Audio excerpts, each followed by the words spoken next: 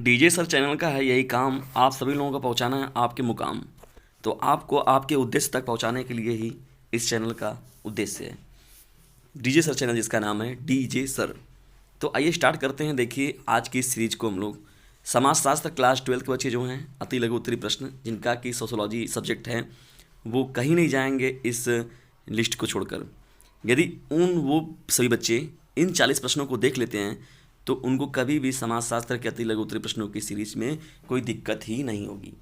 यानी यही 40 जो प्रश्न होंगे आपके कहीं ना कहीं से घूम के आपके बोर्ड एग्जामिनेशन में ज़रूर मिलेंगे। ये देख लीजिएगा आप, आपकी जब अति लघु उत्तरी प्रश्नों की सीरीज आपको मिलेगी तो आप खुद वहाँ से देख लेंगे। तो आइए स्टार्ट करते हैं समाजशास्त्र अति लघु उत्तरी प्रश्नों की मोस्ट इंपॉर्टेंट सीरीज को। सीरीज का हम लोग का पहला जो प्रश्न है, असक्षमता से क्या आशय है। असक्षमता से क्या आशय है, ठीक है, ये आपका पहला प्रश्न हो जाएगा। दूसरा हम लोग का प्रश्न है अस्पृश्यता क्या है। तीसरे प्रश्न की ओर बढ़ते हैं, भारत में प्रजाति विविधता से क्या आशय। डियर स्टूडेंट सभी प्रश्नों में यहाँ क्वेश्चन मार्क रहेगा, ठीक है, जो खड़ी पाई है आपका, तो सभी में देखिए प्रश्न पूछा गया इसलिए क्वेश्चन मार्क रहेगा। चलिए इंपॉर्टेंट प्रश्नों की सीरीज में बढ़ते हैं हम लोग चौथे प्रश्न की ओर। समाजशास्त्र के मोस्ट इंपॉर्टेंट प्रश्नों में आज का हम लोग जो चौथा प्रश्न है, चिपको आंदोलन पर्यावरण के विकास में किस प्रकार सहायक था। ये बहुत ही इंपॉर्टेंट प्रश्न है और चिपको आंदोलन से आपका कोई ना कोई प्रश्न तो फिक्स है। ये मेरी तरफ से आप लोगों के लिए बहुविकल्पी, अति लघु उत्तरी, लघु उत्तरी या विस्तृत, तो कहीं ना कहीं आपको चिपको आंदोलन से संबंधित रिलेटेड कुछ ना कुछ प्रश्न जरूर देखने को मिलेगा। पांचवा आपका प्रश्न है कल्याणकारी राज्य से आप क्या समझते हैं। छठवां हम लोग का प्रश्न है भारत में जनजातियों की किन 3 विशेषताओं का उल्लेख कीजिए। प्रश्न को मैं एक बार फिर से रिपीट कर रहा हूँ, भारत में जनजातियों के किन 3 विशेषताओं का उल्लेख कीजिए। तो ये आपका प्रश्न संख्या 6 हो जाएगा। चलिए इंपॉर्टेंट प्रश्नों की सीरीज बढ़ते हैं हम लोग सातवें प्रश्न की ओर। सातवां हम लोग का प्रश्न है छोटी शोध परियोजनाओं हेतु कुछ समाजशास्त्रीय मुद्दों का उल्लेख कीजिए। आठवां हम लोग का प्रश्न है विनिवेश से क्या आशय है। बहुत ही मोस्ट इंपॉर्टेंट प्रश्न है प्रश्न संख्या 8, विनिवेश से क्या आशय है। नौवां हम लोग का प्रश्न है भारत में भाषागत विविधता से क्या आशय है। आप जानते हैं भी कि जो भारत देश हम लोग का है, भारतवर्ष देश, वह विविधताओं वाला देश है। तो यहाँ पर भारत में भाषागत विविधताओं से क्या आशय, इसके बारे में हमें इसमें बताना है। 10वां आपका प्रश्न हो जाएगा भारत में कुछ जनजाति आंदोलनों का उल्लेख कीजिए। यानी जो भारत में जो चलाया गया प्रमुख जनजाति आंदोलन है उनके बारे में हमको इसमें टिप्पणी लिखना है, ठीक है, छोटा सा आपको बताना है कौन कौन से जन आंदोलन चलाए गए। ये आपका प्रश्न संख्या 10 हो जाएगा। यहीं पर नहीं है अभी हम लोग को रुकना, हम लोग को अभी और आगे है बहुत ज़्यादा बढ़ना। इन्हीं उद्देश्य को ध्यान में रखते हुए अपने 11वें प्रश्न की हम लोग बढ़ते हैं। सी राइट मिल्स कौन थे। इंपॉर्टेंट प्रश्न है, समाजशास्त्री के रूप में देखिए जो नाम दिया गया बहुत ही इंपॉर्टेंट है, सी राइट मिल्स कौन थे। 12वां आपका प्रश्न है माल्थस का जनसंख्या वृद्धि का सिद्धांत क्या है। माल्थस भी देखिए बहुत ही इंपॉर्टेंट है, इनसे रिलेटेड देखिए बहुविकल्पी प्रश्न बहुत बार पूछा गया है और मैंने समाजशास्त्र बकायदे बहुविकल्पी प्रश्नों की सीरीज को बना रखे हैं। यदि आपने नहीं देखा तो उसको जरूर देख लें।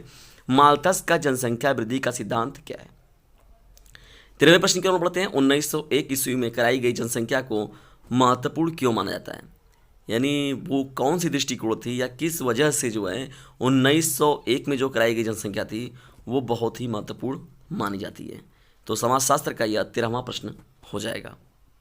14वें प्रश्न की ओर हम लोग बढ़ते हैं। 14वां का प्रश्न है सामाजिक अपवर्जन या बहिष्कार क्या है। बहुत ही इंपॉर्टेंट प्रश्न है 14वां प्रश्न, सामाजिक अपवर्जन या बहिष्कार क्या है। 15वां का प्रश्न है जनसंख्या वृद्धि से क्या तात्पर्य है। 16वां का प्रश्न है सामाजिक परिवर्तन के 2 प्रमुख सिद्धांत कौन से हैं। देखिए जनसंख्या वृद्धि से क्या तात्पर्य, ये 15वां प्रश्न जो है बहुत ही महत्वपूर्ण है।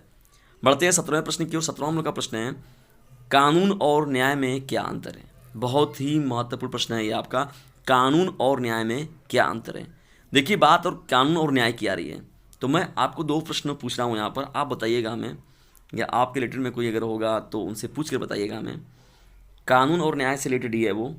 जब भी आप न्यायालय में किसी देखे होंगे तो वहाँ पर जो मूर्ति होता है उसमें पट्टी बंधी रहती है। तो पट्टी क्यों बंधी रहती है, जैसे लोग कहते हैं कि कानून अंधा है, या तो जो आप देखते हैं वहाँ पर जज के सामने या वकील के सामने जब वहाँ पर रखा रहता है न्यायालय के अंदर तो वहाँ पर आग पर क्या होता है, पट्टी बंधी रहती है। पहला मेरा प्रश्न है। और दूसरा आप सभी लोगों के लिए मोस्ट इंपॉर्टेंट प्रश्न है कि जब भी जज किसी को मौत की सज़ा सुनाता है तो वो कलम जब देखते हैं आपकी सज़ा सुनाता होगा मूवी वगैरह में आपने देखा होगा कि वहाँ पर कलम को वो तोड़ देता है। तो ऐसा वो क्यों करते हैं, या कोई भी जज होते हैं तो वो जब किसी को मौत की सज़ा सुनाते हैं तो उसके बाद वो कलम को क्यों तोड़ देते हैं, वहाँ देखिए उसका नोखा को दबा देते हैं, तोड़ देते हैं वो, तो वो क्यों करते हैं। कानून और न्याय की यहाँ पर बात थी इसलिए मैंने आपके लिए ये 2 महत्वपूर्ण प्रश्न दिए हैं। आप लोगों से पूछिएगा और कमेंट बॉक्स में हमें इसका आंसर ज़रूर दीजिएगा। मुझे इंतज़ार रहेगा इस प्रश्न का कि देखते हैं आप बच्चे कितने ज़्यादा एट्रैक्टिव हैं इन प्रश्नों को लेकर, या कितने ज़्यादा आप लोग इन चीज़ों को देखते हैं। हम लोग देखते हैं लेकिन इनका शाब्दिक अर्थ या इनका एग्जैक्ट हम लोग को अर्थ नहीं बताया कि वास्तव में क्या चीज़ें हैं। तो मैं उम्मीद करता हूँ कोई डियर स्टूडेंट्स इसका आंसर जरूर देगा। ये 17वां प्रश्न के साथ मैंने जो आपको 2 एक्सटर्नल प्रश्न दिए हुए हैं। तो 17वां जो आपका प्रश्न है कानून और न्याय में क्या अंतर है, ये बहुत ही महत्वपूर्ण प्रश्न है। महत्वपूर्ण प्रश्नों की सीरीज में बढ़ते हैं हम लोग अगले प्रश्न की ओर। इंपॉर्टेंट प्रश्नों की सीरीज में बढ़ते हैं हम लोग 98वें प्रश्न की ओर। 98वां हम लोग का प्रश्न है हरित क्रांति से आप क्या समझते हैं। आपका पेपर हो और ये प्रश्न पूछा जाए तो ऐसा तो बहुत दुर्लभ ही है। हरित क्रांति से आप क्या समझते हैं। अति लघु हो गया, लघु उत्तरी हो गया, बहुविकल्पी हो गया, या अति लघु जैसे हरित क्रांति से किन फसलों को लाभ हुआ, हरित क्रांति के नकारात्मक प्रभाव क्या हैं, हरित क्रांति के सकारात्मक प्रभाव क्या हैं। ये विस्तृत में भी आपसे पूछ सकता है, या केवल पूछ सकता है कि हरित क्रांति के नकारात्मक प्रभाव बताइए, या पूछ सकता है हरित क्रांति के सकारात्मक प्रभाव बताइए। तो मैंने इन पर देखिए बाकायदे बात किया हुआ है। आप देखिए सब्जेक्ट वाइज प्ले लिस्ट को, और वहाँ पर जो ये समाजशास्त्र का प्ले लिस्ट बना हुआ है उसमें देखेंगे तो आपको चीज़ें मिलेंगी और आपके वहाँ से डाउट क्लियर होंगे। देखिए हरित क्रांति का हम लोग हमेशा सकारात्मक तो आप लिख देंगे, लेकिन उसका नकारात्मक जल्दी नहीं मिल पाएगा, या उसके नकारात्मक में आपको प्रॉब्लम होगी। इसलिए हरित क्रांति के नकारात्मक प्रभाव को भी आप जरूर देख कर जाइए। 19वां हम लोग का प्रश्न है संगठित क्षेत्र को परिभाषित कीजिए। 20वां हम लोग का मोस्ट इंपॉर्टेंट प्रश्न है औद्योगिकरण की 3 विशेषताएं लिखिए। फिर से मैं प्रश्न को एक बार रिपीट कर रहा हूँ। 20वां हम लोग का प्रश्न है औद्योगिकरण की 3 विशेषताएं लिखिए। 21वें प्रश्न के लोग पढ़ते हैं पुरुषार्थ किसे कहते हैं। बहुत ही महत्वपूर्ण प्रश्न है। प्रश्न संख्या 21 पुरुषार्थ किसे कहते हैं। डियर स्टूडेंट्स, प्रश्नों की सीरीज में लोग आगे बढ़ने से पहले आपको एक मोस्ट इंपॉर्टेंट नोटिफिकेशन दे दें। देखिए मेरा एक नंबर नोट कर लीजिए 950 690 285 7। आप इस नंबर से फ्री में जुड़ जाइए, क्योंकि यह आपके लिए जो नंबर है बहुत ही ज़्यादा हेल्पफुल होने वाला है और आपके बोर्ड एग्जामिनेशन में आपके लिए बहुत ही सार्थक सिद्ध होगा। इंपॉर्टेंट प्रश्नों की सीरीज में बढ़ते हैं हम लोग 22वें प्रश्न की। और 22वां हम लोग का प्रश्न है राष्ट्र से आप क्या समझते हैं। देखिए राष्ट्र से आप क्या समझते हैं, या तो इसमें पूछ सकते हैं आपसे राष्ट्रवाद से आप क्या समझते हैं। तो ये आपके लिए बहुत ही महत्वपूर्ण प्रश्न है। 23वें प्रश्न की ओर बढ़ते हैं वस्तुईकरण या परिणीकरण को समझाइए। 24वां हम लोग का प्रश्न है बहुत ही महत्वपूर्ण है प्रजनन दर से क्या आशय है। 25वां हम लोग का प्रश्न है जाति व्यवस्था में होने वाले परिवर्तन के 4 प्रमुख कारणों का उल्लेख कीजिए। या जाति व्यवस्था में जो आपको कारण दिखते हैं, परिवर्तन के जो प्रमुख कारण हैं उनकी इसमें व्याख्या करनी है। तो देखिए व्याख्या देखिए यहाँ पर जब 2 मुख्य कारण बताइए, 1 कारण बताइए, 3 कारण बताइए, ऐसे पूछ देता तो अति लघु होता है। लेकिन अब भैया आपको विस्तृत में पूछ जाए या आपको ये लघुत्तरी में पूछ दिया जाए तो ज़्यादा आपको लिखना पड़ेगा इसके प्रमुख कारणों के रूप में। तो जाति व्यवस्था में होने वाले परिवर्तन के 4 प्रमुख कारणों के बारे में हमें इसमें बताना है। यह आपका प्रश्न संख्या 25 हो जाएगा। इंपॉर्टेंट प्रश्नों की सीरीज में बढ़ते हैं हम लोग 26वें प्रश्न की ओर। 26वां हम लोग का प्रश्न है 2011 की जनगणना के अनुसार भारत की नगरीय और ग्रामीण जनसंख्या कितनी है। या देखिए लिंगानुपात भी यहाँ से आपको पूछ सकता है, या आपको साक्षरता भी यहाँ से पूछ सकता है। तो 2011 की जनगणना में जो जो प्रमुख कार्य हुए हैं, खास तौर पर जनगणना को लेकर शिक्षित कौन है, अशिक्षित कौन है, तो यहाँ से देखिए 1-2 प्रश्न आपको जरूर मिलता है। बहुविकल्पी में भी आपको देखने को मिल जाएगा, अति लघु में भी देखने को आपको मिल जाएगा जनगणना से संबंधित। तो इसलिए 2011 की जनगणना को भी एक बार ज़रूर देख लें। तो 2011 की जनगणना के अनुसार भारत की नगरीय और ग्रामीण जनसंख्या कितनी है, इसके बारे में हमें बताना है प्रश्न संख्या 26 में। बढ़ते हैं 27वें प्रश्न की ओर। आधुनिकीकरण की 3 विशेषताएं बताइए। आधुनिकीकरण का क्या अर्थ है, या आधुनिकीकरण की 3 विशेषताएं इसमें देखिए हम लोग को प्रश्न पूछा गया बताने के लिए। कहाँ से ये आया हुआ था, इसकी उत्पत्ति कहाँ हो सी थी, कुछ भी पूछ सकता है आपसे। आधुनिकीकरण का कहाँ से उत्पादन हुआ या कहाँ से उत्पत्ति हुई है, ये भी अति लघु में पूछ सकता है आपसे। आधुनिकीकरण की परिभाषा की दीजिए, ये भी पूछ सकता है। या आधुनिकीकरण की 3 विशेषताएं या 2 विशेषताएं बताइए, यह भी अति लघु में आपसे पूछ सकता है। अगर सम्मिलित कर देगा आपको तो इसी को लघु उत्तरी में पूछ देगा। 28वां आपका प्रश्न है सामाजिक सर्वेक्षण किसे कहते हैं। इंपॉर्टेंट प्रश्न है आपका 28वां, सामाजिक सर्वेक्षण किसे कहते हैं। 29वें प्रश्न की ओर बढ़ते हैं। 29वां हम लोग का प्रश्न है पैंडेमिक से क्या आशय है। बहुत ही महत्वपूर्ण प्रश्न है यह, प्रश्न संख्या 29। मैं एक बार फिर से रिपीट कर रहा हूँ, ध्यान सुनिए। पैंडेमिक से क्या आशय है। देखने में अजीब लग रहा है प्रश्न, लेकिन बहुत ही महत्वपूर्ण है। चलिए इंपॉर्टेंट प्रश्नों की सीरीज में बढ़ते हैं हम लोग 30वें प्रश्न की ओर। 30वां हम लोग का प्रश्न है विनिमय से क्या आशय है। बहुत ही इंपॉर्टेंट प्रश्न है, विनिमय से क्या आशय है। ठीक है, मुद्रा विनिमय हो गई, वस्तु विनिमय की बात हो गई, तो ये भी पूछ सकता है आपसे, लेकिन यहाँ पर हमें बताना है विनिमय से क्या आशय है। 31वां आपका प्रश्न है वर्ग से आप क्या समझते हैं। 32वें प्रश्न की ओर बढ़ते हैं विस्तारित परिवार से आप क्या समझते हैं। बहुत ही इंपॉर्टेंट प्रश्न है। विस्तारित परिवार से आप क्या समझते हैं। 33वां हम लोग का प्रश्न है, नातेदारी को परिभाषित कीजिए। इंपॉर्टेंट प्रश्न रहेगा आपके एग्जाम के दृष्टिकोण से भी देखिए, प्री बोर्ड एग्जामिनेशन के दृष्टिकोण से भी देखिए। अति लघु उत्तरी प्रश्नों की सीरीज चल रही, बहुत ही इंपॉर्टेंट है, इसे छोड़िएगा मत। ये जो 40 प्रश्नों की सीरीज चल रही है इसे जरूर देखिए। अभी आगे देखिएगा 6-7 प्रश्न जो बचे हैं वो भी एक से बढ़कर एक हैं। 33वां हम लोग का प्रश्न है, नातेदारी को परिभाषित कीजिए। 34वें प्रश्न की ओर बढ़ रहे हैं। 34वां हम लोग का प्रश्न है, वैश्वीकरण का भारतीय समाज पर प्रभाव बताइए। बहुत ही इंपॉर्टेंट प्रश्न है। प्रश्न संख्या 34, वैश्वीकरण का भारतीय समाज पर क्या प्रभाव पड़ा इसके बारे में हमें बताना है। ये हमारा प्रश्न है 34वां। बढ़ते हैं 35वें प्रश्न की ओर। 35वां हम लोग का प्रश्न है, सांप्रदायिकता को परिभाषित कीजिए। बहुत ही महत्वपूर्ण है। भारत देश में अगर कोई एग्जाम हो, यहाँ पर देखिए ये प्रश्न ऑटोमेटिकली जो होता है बहुत ही इंपॉर्टेंट बन जाएगा। सांप्रदायिकता को परिभाषित कीजिए। 36वां हम लोग का प्रश्न है, आधुनिकीकरण से आप क्या समझते हैं। आधुनिकीकरण से क्या तात्पर्य, मैंने देखिए पीछे भी इन प्रश्न को मैंने वहाँ पर दिखा है। यहाँ पर प्रश्न देखिए फिर से रिपीट हो गया आप लोगों के लिए। आधुनिकीकरण से आप क्या समझते हैं। 37वां हम लोग का प्रश्न है, दबाव समूह का क्या अर्थ है। 38वें प्रश्न की हम लोग बढ़ते हैं, कृषक समाज की किन्हीं 3 प्रमुख विशेषताएं बताइए। या कृषक समाज को परिभाषित करना है हमें, या पूछिए कि कृषक समाज की किन्हीं 3 विशेषताओं को बताइए। तो इसमें हम लोग को बताना है। देखिए कृषक समाज वाला ये जो प्रश्न है इसलिए इंपॉर्टेंट हो जाएगा। देखिए कुछ कभी कभी क्या होता है, आपके एग्जाम ये में इस प्रकार से भी प्रश्न पूछते हैं कि आपकी कंट्री में जो हो गया, आपके स्टेट में हो गया, आपके ज़िले में हो गया, कैसे प्रकार के इवेंट्स हो रहे हैं। तो समाज शास्त्र देखिए, समाज के अंदर जो है, तो आप समाज शास्त्री अगर एक हैं या आप समाज शास्त्र को लिए हुए हैं तो आप उसके प्रति कितने सचेत हैं। तो कभी कभी उसमें आपके विचार को ही पूछ देता है। किसान आंदोलन देख रहे हैं अभी कितने ज़्यादा चरम सीमा पर वो था। अगर कोरोना वायरस में भी देखिए इतना था, चरम कोरोना वायरस भी था, उसके बावजूद भी देखिए कितने बड़े पैमाने पर प्रभावित किया हुआ था किसान आंदोलन जो चल रहा था। तो देखिए कृषक समाज, वो प्रश्न वहाँ से पूछ सकता है। करंट से भी चीज़ों को जोड़कर कभी कभी आपके सब्जेक्ट में बना दिए जाते हैं, इसलिए इन प्रश्नों को देखकर जरूर जाइए। प्रश्न संख्या 38 जो है आपका, कृषक समाज की 3 प्रमुख विशेषताएं बताइए।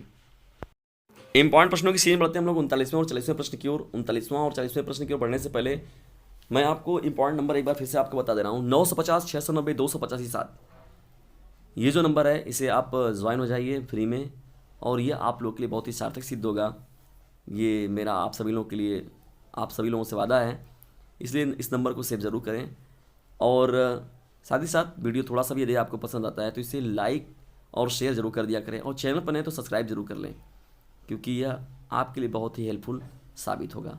और बेल आइकन की घंटी को भी प्रेस कर लिया करें, ताकि कोई भी नोटिफिकेशन रहा है, प्राइमर पर मैं कोई अगर वीडियोज़ डालूँ या कभी मैं क्लासेस जैसे जिस प्रकार से लूँ तो उसका शेड्यूल आपको मिल जाए। 39वां देखिए हम लोग का प्रश्न क्या है, औद्योगिकरण की विशेषताएं लिखिए। 40वें प्रश्न की ओर बढ़ते हैं, पर्यावरणीय आंदोलन को स्पष्ट कीजिए। ये बहुत ही महत्वपूर्ण प्रश्न है। प्रश्न संख्या 40, पर्यावरणीय आंदोलन को स्पष्ट कीजिए। या ये पूछ दे कि किन्हीं 2, किन्हीं 3, किन्हीं 4 पर्यावरणीय आंदोलनों को बताइए। तो जिसको जिसको आपने पढ़ा है, चिपको आंदोलन जैसे हो गया, ठीक है, वो आप लोगों के नर्मदा बचाओ आंदोलन हो गया, तो ऐसे कुछ प्रकार के जो पर्यावरणीय आंदोलन चलाए गए हैं तो उनके बारे में इसमें नाम लिखना है हम लोग को, ठीक है। यहाँ पर पर्यावरणीय आंदोलन को स्पष्ट करना है हम लोग को। ये 40वां हम लोग का प्रश्न है। अति लघु उत्तरीय प्रश्न के ये रहे मोस्ट इंपॉर्टेंट 40 प्रश्न। यदि इन 40 प्रश्नों की आपकी सीरीज तैयार हो जाती है तो मुझे नहीं लगता है कि अति लघु उत्तरीय प्रश्नों में आपको समाजशास्त्र के विषय में थोड़ी सी भी डरने की ज़रूरत रहेगी। और ये 80 से 85% तक आपका जो है इन अति लघु उत्तरीय प्रश्नों को अगर तैयार कर लेते तो आपका 80 से 85% जो होगा तैयारी, समझ लीजिए कि अति लघु का लफड़ा आपका समाप्त हो जाएगा। और देखिए इसमें से मैं अगर इसमें से 2 प्रश्नों को मिला दिया जाए, 2-3 प्रश्नों को मिलाया जाए, कुछ लघु भी प्रश्न इसमें मिलाया गया है, तो यदि इन प्रश्नों को तैयार करते तो समझ लीजिए इसके साथ ही साथ आपका लघु भी तैयार होगा। और मिशन हम लोग का देखिए बनाया गया है जो अब की बार बोर्ड परिवार, ये एक यूनिक चीज़ लाई गई है। अब की बार बोर्ड परिवार जो ये मिशन हम लोग का है, इसको सार्थक सिद्ध तभी होगा जब तक आप लोगों का हमें सपोर्ट या सहयोग नहीं मिलेगा। तो आपके सहयोग के बिना इस जो हम लोग बनाए हुए हैं अब की बार बोर्ड परिवार, इस मिशन को हम लोग सार्थक सिद्ध करने के लिए आपको हमारा समर्थन चाहिए, और इस चैनल का समर्थन भी आपको देना पड़ेगा, ताकि जो लिस्ट बने टॉपरों की वो कहीं ना कहीं से इस चैनल से पढ़े हुए विद्यार्थी हैं, जिनका नाम है जिस चैनल का डीजे सर। और जो मैंने नंबर आपको बताया उस नंबर को नोट ज़रूर करें, क्योंकि यह आप लोगों के लिए बहुत ही हेल्पफुल है। ठंडी जब बढ़ती है, ठंडी जब घटती है, उस समय देखिए ठंड लगता है। वैक्सीनेशन की प्रक्रिया भी धीरे धीरे हो रही है। बहुत जगहों पर, विद्यालयों में, मैक्सिमम विद्यालयों पर हो ही चुका है फर्स्ट डोज का, जिसमें कोवैक्सीन लग रहा था सभी लोगों को। तो आप सभी लोग जो छूट गए हैं बच्चे, वो लोग जरूर लगवा लें।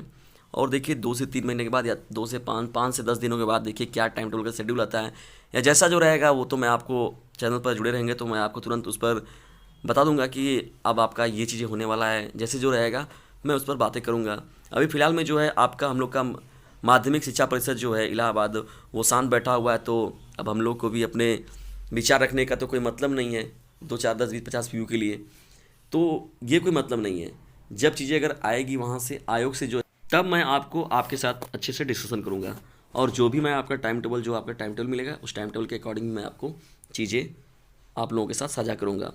लेकिन आप अपनी स्टडी को जारी रखिए, क्योंकि देखिए गवर्नमेंट जो है, सत्ता जो है, आपकी विद्यालय जैसे वो उनका काम है, उनका काम एग्ज़ाम कराएंगे नहीं कराएंगे, लेकिन और जगहों पर ये शिक्षा देखिए कभी व्यर्थ नहीं जाती है। तो आप अगर एजुकेशन करते हैं, एजुकेशन लेते हैं, पढ़ते हैं, तो वह आपके लिए सार्थक सिद्ध होगा। आज नहीं तो कल होगा, लेकिन उसकी सिद्धि आपको मिलेगी। अब ये बैठ के कि नहीं चलिए बोर्ड एग्जाम से नहीं होगा तो हम नहीं पढ़ेंगे, ये नहीं होगा, वो नहीं होगा, तो मुझे तो लगता है कि ये मूर्खता है ये, और कहीं ना कहीं आप अपने साथ ये क्या कर रहे हैं, अन्याय कर रहे हैं। ठीक है, तो ऐसा बिल्कुल ना करें।